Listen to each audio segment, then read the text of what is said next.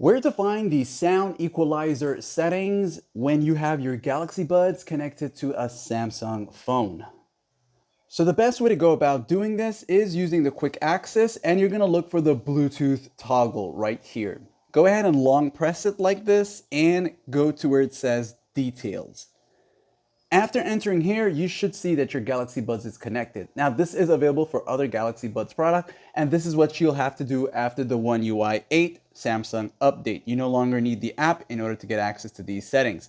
So go ahead and tap on the settings toggle right there, and you will be taken into what would have been the wearable app layout. So from here on now, you'll see sound quality and effects. It should be the first option. Go ahead and tap on that one time. You'll see equalizer, and when you go into that, you will see this right here. So you got some toggles here.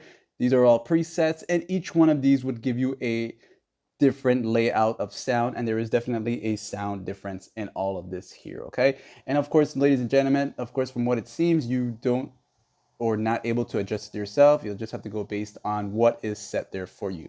Like and sub.